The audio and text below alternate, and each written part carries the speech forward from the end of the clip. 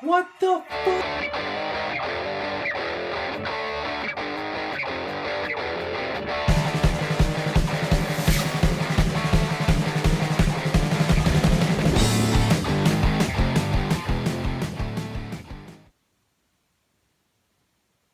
So, your new Raw Tag Team Champions are the B Team. They actually beat the Deleters of World, which was Woken Matt Hardy and Bray Wyatt. Really nothing much else I can say about the match. It was not what I was expecting. Was really surprised that the B Team won, although I have heard rumors that the B Team will be nothing more than the transitional champions. If you don't know what that means, it just means they'll probably end up losing the title on Monday. So, there it is. Okay, so I actually do take notes while watching the pay-per-view. I know, my nerd is showing again. And my notes for the Finn Balor versus Constable Baron Corbin was, wait, what? I feel like that sums up the match. Remember when Finn Balor was actually good? He was the Demon King. This match just felt very out of place. I don't understand why. So let's move on. So because the WWE likes screwing over Asuka now, that seems to be their new favorite thing, she lost. Carmella retains her title, and that's pretty... Although the highlight was when James Ellsworth actually got caught in the Shark's cage, hung upside down, and Asuka beat him like a piñata. So that was very enjoyable to watch. I did like it. The smile quickly left my face when Carmella won again. Guys, you took away the winning streak, and it made sense because the winning streak was ended by Charlotte Flair. Now all of a sudden she's getting beaten by Carmella because she's having help from James Ellsworth.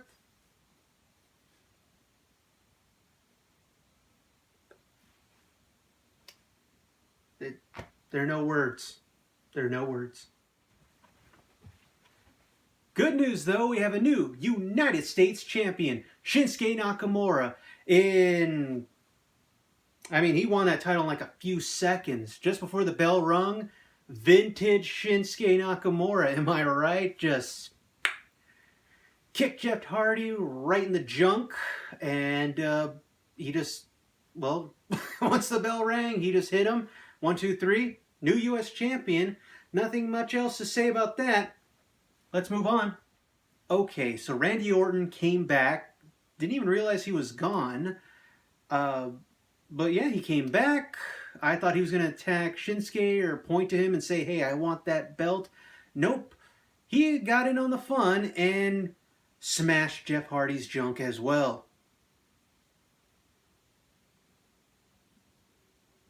I actually like this match. Let's see if they can keep the gravy train rolling. Let's move on to the next match. Okay, another short but very enjoyable match. The steel cage match between Braun Strowman and Kevin Owens. Kevin Owens won only because Braun Strowman threw him off the top of the steel cage. And that was amazing. Loved every second of it. It was very brutal. But, I mean, what would you expect from Braun Strowman? He pushed Kevin Owens off the top of the...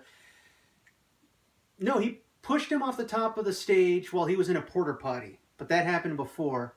Still funny, though. So, hey, WWE, way to go. It took you a few matches, but now you're finally getting to the whole extreme... You're getting the whole extreme flow of the show. So, way to go. 2 matches that I loved. And the Bludgeon Brothers got to retain their SmackDown Tag Team Championships. Mostly because they attacked Team Hell No backstage. It looked like they really took out Kane for the evening because Daniel Bryan came out to the ring all by his onesies to take the brothers on. And he was amazing. I love watching Daniel Bryan in the ring. He's a really good wrestler. So, really glad he's back. Then later on in the match, Kane came down and he was wearing a big medical boot on his foot, and it went about as well as you think it would, because after all, the Bludgeon Brothers are still the tag team champs.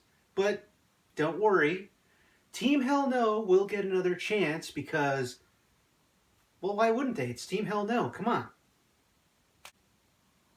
Okay, now we come to the Roman Reigns versus Bobby Lashley match. Uh, I don't think they're ever going to let Roman Reigns ever main event a pay-per-view, at least not for a while, because we all remember what happened with him and Samoa Joe. Everyone just left they left the arena early during that match, so I don't think they'll ever let Roman Reigns end a pay-per-view ever again. But we're talking about Bobby Lashley now, and he won. I'm not. The match was good. It was a good match. Thank goodness Roman Reigns is actually good in the ring. It's just a shame that we as fans we can't like him, because the WWE created this monster and we want to run it out of town with pitchforks and torches. So, just to reiterate, match was good, Lashley won, and here's to hoping something happened. Probably nothing, but still. Well, I think you know how I feel about the outcome of this match, so let's go over it briefly. Alexa Bliss wins, yay, with the help of her good friend Mickie James. That and the fact that it's an Extreme Rules match, so steel chairs were involved, trash cans, and I got to see Nia Jax once again break a kendo stick over her knee. Not gonna lie, it's a bit of a turn on. I'm weird. I make no apologies for that. Deal with it. It was a really good match. I especially like the part where Rowdy Ronda Rousey jumped over the barricade, grabbed Mickie James, and slammed her against the barricade. It looked really bad. That one looked like it hurt. But in the end, nothing really came of it. Like I said, Alexa Bliss still wins. So, boo. Nia Jax for Raw Women's Championship. Make it so. And now, moment of silence, especially now on the greatest day of all, Rusev Day. Sad news. He did not win the WWE Championship. He lost. We're all sad.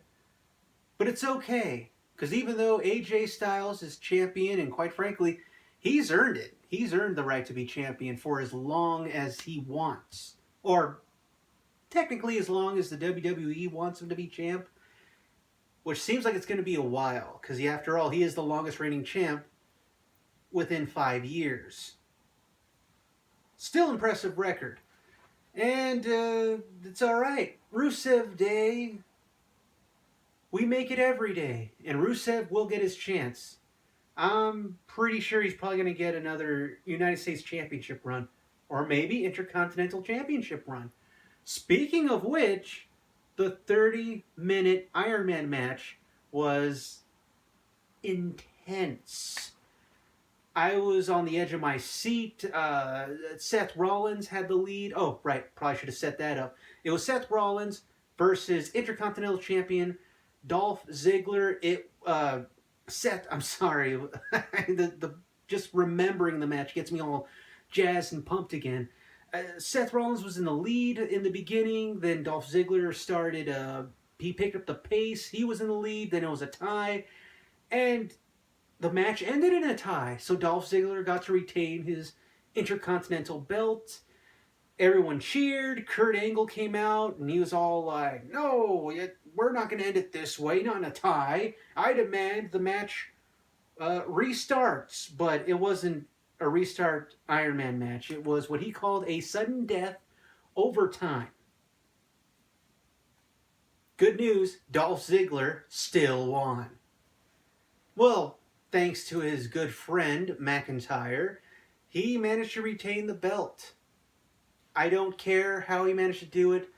I am just happy Dolph Ziggler is getting this opportunity to hang on to the Intercontinental belt as a heel. I love him as a bad guy. And I hope he hangs on to that thing for a long time. I hope he becomes the longest reigning Intercontinental Champion in 5 years. Just like AJ Styles. See how I did that? Full circle. That's why I make the big bucks. So overall, I really do wish that this pay-per-view had lived up to its name and being extreme. But it really wasn't. It started off slow, picked up some steam, lost it, and then picked up the steam again, but it never felt extreme. I mean, this is the one pay-per-view where it really did feel like it's just a transitional pay-per-view. Like it's... WWE was like, here's something until the next big pay-per-view, so... make of it what you will. And even though my favorites didn't win, even if Rusev did win, or Asuka, or Nia Jax, I don't think that would have been enough to save the pay-per-view, but I think it would have made it a little more enjoyable, at least for me. But hey, overall, pay-per-view was just very... okay. Well, thank you, everybody. My name is YouTube's Carcinoma Killer. Thank you for joining me here at TAFF Studios, and I'll see you all at the next pay-per-view. Bye, everyone.